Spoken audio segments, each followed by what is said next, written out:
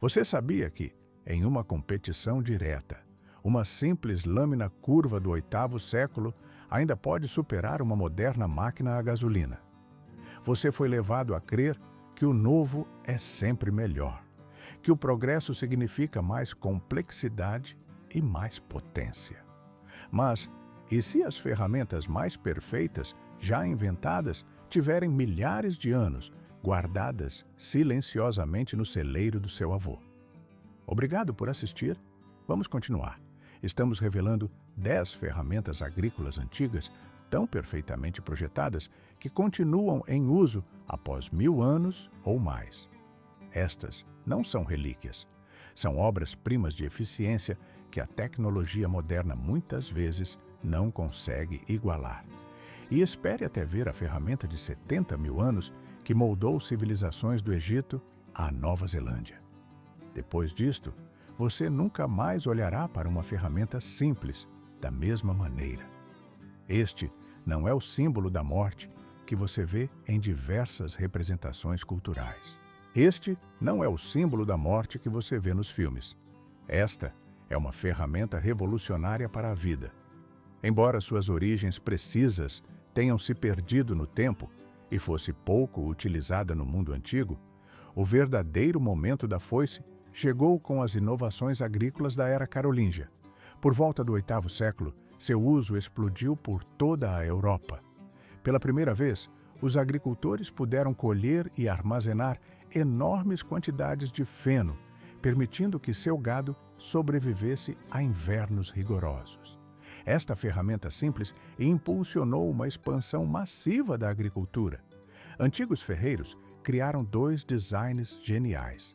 A foice inglesa tinha uma lâmina pesada e rígida para trabalhos difíceis, mas a foice austríaca possuía uma lâmina mais leve e macia, que podia ser afiada no próprio campo usando um pequeno martelo e uma bigorna. Esse processo, chamado de martelamento, afinava e endurecia o fio do metal sem desgastá-lo, significando que a ferramenta mais vital de um agricultor poderia durar uma vida inteira. Agora, vamos à parte que parece impossível. Em campo aberto, um ceifador habilidoso não é apenas mais silencioso e limpo que um aparador de grama a gasolina. Ele é mais rápido. Isso tem sido provado ano após ano na Feira da Foice Verde, no Reino Unido. Em competições oficiais de corte, as foices de propulsão humana superam consistentemente seus oponentes a gasolina, tanto em velocidade quanto na qualidade do corte. O cabo longo e curvo, ou scythe, é um sistema ergonômico perfeitamente projetado que transforma o impulso do corpo em um corte amplo e impecável. Era a perfeição em derrubar.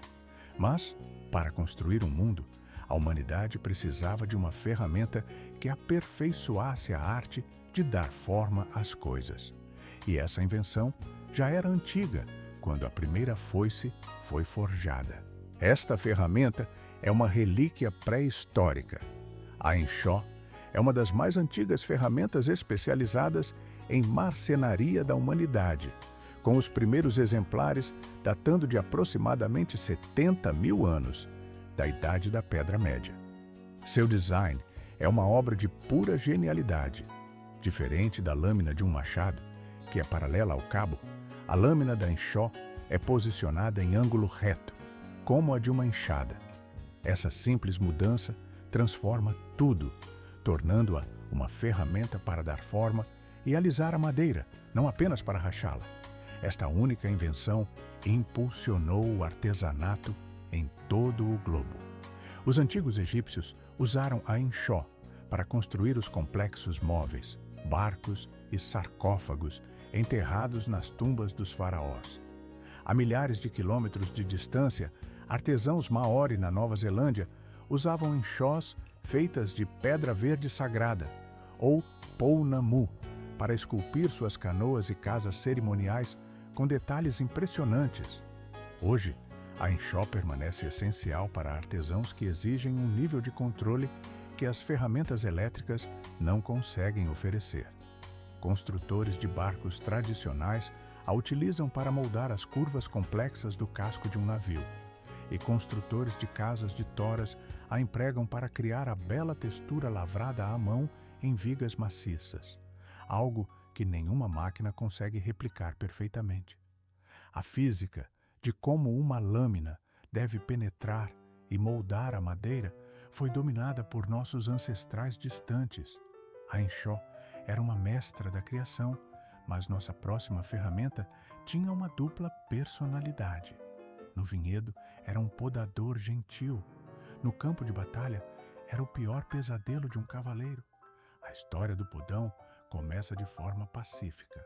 A história do podão começa pacificamente nos jardins e vinhedos da antiga Mesopotâmia, há mais de 3.000 anos. As primeiras versões eram simples ganchos de poda, usados para cultivar videiras e aparar árvores.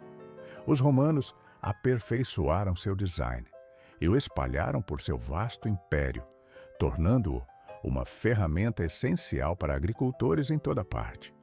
Seu design é brilhantemente simples, uma lâmina pesada e curva que concentra toda a força de um golpe em um corte poderoso, combinada com um gancho afiado para puxar e fatiar galhos. Até hoje, é uma ferramenta primária para agricultores e lenhadores, especialmente na Inglaterra, para a arte tradicional de tecer galhos vivos em cercas naturais. É uma faca, um machado e um gancho, tudo em um pacote brutalmente eficaz. Mas esta humilde ferramenta agrícola guarda um segredo sombrio. Ela se tornou a arma nacional da Inglaterra. Nos séculos XV e XVI, o fato de o podão ser barato, fácil de fabricar e de todo agricultor já saber manejá-lo com habilidade letal significava que exércitos inteiros de soldados com podões podiam ser formados quase da noite para o dia. Quando montado em uma longa haste, ele se tornava o aterrorizante podão inglês. Em batalha, era devastador. O gancho podia prender a armadura de placas de um cavaleiro e arrancá-lo de seu cavalo. A lâmina pesada podia então esmagar seu elmo. Na famosa Batalha de Agincourt, em 1415, os soldados com podões foram cruciais no brutal combate corpo a corpo que destruiu a cavalaria francesa. O poder de uma única pessoa com uma ferramenta afiada é imenso, mas o que acontece quando se conecta essa engenhosidade à força de um animal? O resultado é uma invenção que permite à humanidade cultivar o planeta inteiro. Conheça o ancestral de todos os arados. Arados. O arado de tração, ou arado primitivo, surgiu durante a Era Neolítica, há cerca de 8.000 anos, e sua invenção está diretamente ligada à domesticação do gado. Seu design é a própria simplicidade. Uma ponta de madeira, às vezes com a extremidade de pedra ou ferro, que é arrastada pela terra. Mas aqui está a diferença crucial. Diferente de um arado moderno, o arado primitivo não revira o solo. Ele apenas risca um sulco raso, criando uma pequena trincheira perfeita para o plantio de sementes. Durante milhares de anos, as pessoas pensaram que este era um projeto primitivo. Elas estavam enganadas. Para muitos ambientes, é um projeto genial. Ao não inverter o solo, o arado deixa a matéria vegetal restante na superfície. Isso atua como uma cobertura natural, impedindo que a preciosa umidade evapore e evitando que a camada superficial do solo seja levada pelo vento. Esta técnica antiga está sendo agora aclamada como um avanço agrícola de ponta chamado cultivo de conservação. É um método moderno projetado para preservar a saúde do solo e prevenir a erosão, mas o arado neolítico já fazia isso há milhares de anos.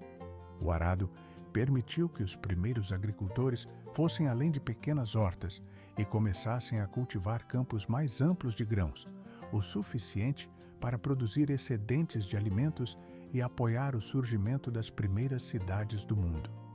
Os arqueólogos ainda podem ver a prova hoje. Preservadas sob antigos montes funerários, eles encontram marcas de arado entrecruzadas, riscadas no subsolo. O arado permitiu que os agricultores plantassem em uma escala nunca antes vista. Mas para colher essa recompensa, eles precisavam de uma ferramenta ainda mais antiga, uma que antecede a própria agricultura e tornou possível toda a revolução agrícola. Antes do arado existia a foice. A ferramenta é tão antiga que antecede a própria agricultura. Arqueólogos encontraram foices com lâminas de sílex datadas de mais de 12.000 anos, ferramentas tão eficientes que seu design básico mal mudou em milênios. O design é tão perfeito que quase não mudou. A lâmina curva permite que um colhedor enganche um feixe de talos de grãos e os corte com um único movimento eficiente. As primeiras foices usavam pedaços afiados de sílex inseridos em um cabo de madeira ou osso. Engenheiros antigos na Mesopotâmia chegaram a criar foices de cerâmica de alta tecnologia, cozidas em fornos para serem incrivelmente duras e duráveis. Enquanto colheitadeiras gigantes cuidam das fazendas industriais, a foice ainda é a ferramenta de escolha para milhões de pessoas ao redor do mundo. É usada para colher grãos em espaços apertados, em encostas íngremes onde as máquinas não conseguem chegar, e para culturas especiais que seriam danificadas por uma colheita mecânica bruta. Mas a foice não é apenas uma ferramenta. É a ferramenta que desencadeou a maior mudança na história da humanidade. A maioria dos estudiosos agora acredita que a pura eficiência da foice foi o que permitiu que nossos ancestrais coletassem grãos selvagens o suficiente para torná-los uma fonte de alimento confiável. Isso levou diretamente à ideia de plantar sementes deliberadamente. Colher milhões de talos de grãos é uma tarefa monumental, mas tudo começa com uma única semente colocada em um único buraco por uma ferramenta tão simples e perfeita que seu design não mudou em 2.000 anos. Esta ferramenta é o exemplo máximo de um design que resistiu ao teste do tempo. O esfuracador é o exemplo definitivo de um design tão perfeito que não pode ser aprimorado. Registrado pela primeira vez na Era Romana, o esfuracador, ou gibber, é uma simples vara pontiaguda, por vezes com um cabo em formato de T, para maior conforto. Sua função é brilhantemente simples: perfurar um buraco perfeito e uniforme no solo para o plantio de uma semente, uma muda ou um bulbo. Apenas isso. Seu design permaneceu exatamente o mesmo por 2.000 anos, porque não há nada que precise ser alterado. Muito antes de a ferramenta ter um nome formal, agricultores usavam ossos, galhos ou até mesmo os próprios dedos para obter os mesmos resultados. Ele continua sendo uma ferramenta essencial para jardineiros em toda parte, permitindo espaçamento e profundidade de plantio precisos, com o mínimo de esforço e perturbação ao solo ao redor. Antes da invenção das semeadoras modernas, o esfuracador era uma ferramenta agrícola de alta tecnologia. Nos séculos XVIII e XIX, trabalhadores rurais usavam esfuracadores de cabo longo para plantar campos inteiros. Uma pessoa percorria as fileiras, metodicamente perfurando o solo, e uma segunda pessoa a seguia, depositando uma semente em cada buraco. O esfuracador é uma ferramenta com 0 partes móveis, 0 necessidade de combustível e 0 espaço para melhorias. É a prova física do princípio de que a solução mais simples é frequentemente a mais elegante e a mais duradoura. Enquanto inventamos máquinas complexas e caras para fazer o mesmo trabalho, o esfuracador romano de 2.000 anos continua mais rápido e eficiente para muitas tarefas de pequena escala. Uma vez que a semente é plantada e o grão cresce e é colhido, um novo problema surge. Como separar o alimento valioso da haste sem valor? Por milhares de anos, a resposta foi o mangual. Este design é outro exemplo de uma solução que perdurou através dos tempos. Durante milhares de anos, a resposta para esse desafio foi o mangual. Seu design é outro exemplo de genialidade simples.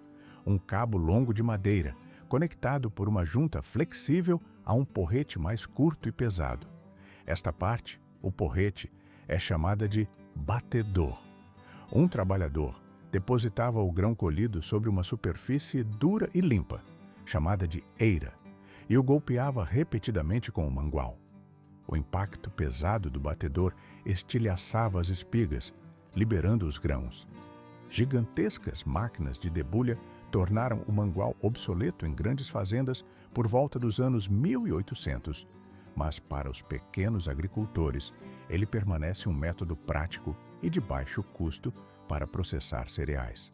Isso permite uma debulha cuidadosa que não danifica a palha, que pode então ser usada para outros fins valiosos, como tecer cestos ou como cama para animais. Após debulhar o seu grão, o que resta é uma pilha desordenada de sementes pesadas e comestíveis, misturadas com os pedaços leves e não comestíveis de talo e casca, conhecidos como palha miúda. Para separar essa mistura caótica, as culturas antigas desenvolveram uma solução. Para separar o grão da palha, os agricultores da antiguidade contavam com o cesto de joeirar. Este cesto largo e raso, também conhecido como abanador, é a chave para um sistema de purificação perfeitamente simples e de energia zero. A técnica é pura genialidade. Você simplesmente pega a mistura de grãos e palha e a lança suavemente no ar em um dia de brisa leve. O grão pesado cai de volta no cesto, mas a palha leve e inútil é capturada pelo vento e levada para longe. É um separador perfeito que não requer combustível, nem máquinas, nem peças complexas. Essa tecnologia ancestral foi a espinha dorsal da indústria de arroz americana por mais de 200 anos, do final do século XVII até bem dentro do século XX. Povos escravizados da África Ocidental trouxeram consigo não apenas o conhecimento de como cultivar arroz, mas também a arte milenar de fazer esses cestos espiralados específicos. Os belos cestos de capim doce, ainda hoje feitos por artesãos na região de Low Country, na Carolina do Sul, são uma continuação direta dessa tradição. As técnicas específicas de cestaria espiralada usadas no sul dos Estados Unidos são quase idênticas às ainda usadas em nações da África Ocidental, como Senegal e Angola, um elo tangível com a herança africana que sobreviveu e resistiu. Todas essas ferramentas, do arado ao cesto, dependem da energia humana, mas para realmente ampliar a escala da civilização, nossos ancestrais precisavam aproveitar um poder muito maior que o seu próprio. Eles precisavam de um motor e construíram um de madeira. O arado primitivo, que vimos anteriormente, marcou um ponto de virada na história do mundo. E eles construíram um modelo em madeira. O arado primitivo, que vimos antes, marcou um ponto de virada na agricultura, mas foi o jugo de bois que verdadeiramente liberou seu poder.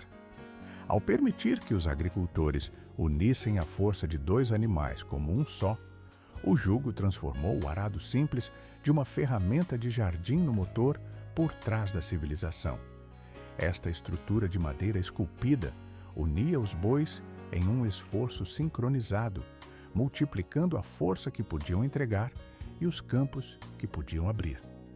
Evidências arqueológicas, como marcas de desgaste em chifres de gado antigos, sugerem que os jugos já estavam em uso desde 2900 a.C., há quase 5.000 anos. Essa tecnologia revolucionária permitiu que os agricultores cultivassem uma área de terra muito maior do que jamais fora possível apenas com a força humana. Ele impulsionou a produção de alimentos, tornando-se um passo crucial no crescimento das civilizações antigas. Obrigado por assistir. Vamos continuar. Embora os tratores dominem a agricultura industrial moderna, os animais de tração ainda são a principal fonte de energia para milhões de pequenos agricultores ao redor do mundo hoje. O jugo permanece a forma mais eficiente e humanitária de aproveitar sua força incrível. Um jugo bem ajustado distribui a força de maneira uniforme. Uma canga bem ajustada e esculpida sob medida distribui a carga de forma ideal pelo corpo do animal, permitindo que uma parelha exerça todo o seu potencial com conforto e segurança. O que é verdadeiramente impressionante é que o design específico de uma canga é uma impressão digital cultural. A canga de cabeça, presa aos chifres, era o modelo preferido dos agricultores espanhóis, que a levaram para a América Latina. Já a canga de pescoço, que repousa sobre os ombros, era uma tradição inglesa trazida para a América do Norte pelos colonos.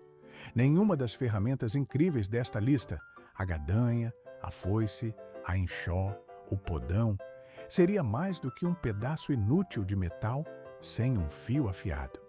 A tecnologia que cria esse fio é a mais antiga e fundamental de todas, a pedra de amolar. Esta pode ser uma das tecnologias mais antigas da humanidade. A evidência mais remota de humanos usando pedras para polir e afiar outras ferramentas vem de um abrigo rochoso na Austrália e remonta a incríveis 65 mil anos. Nossos ancestrais do Paleolítico já afiavam suas ferramentas muito antes de sequer pensarem em plantar uma semente. O princípio nunca mudou.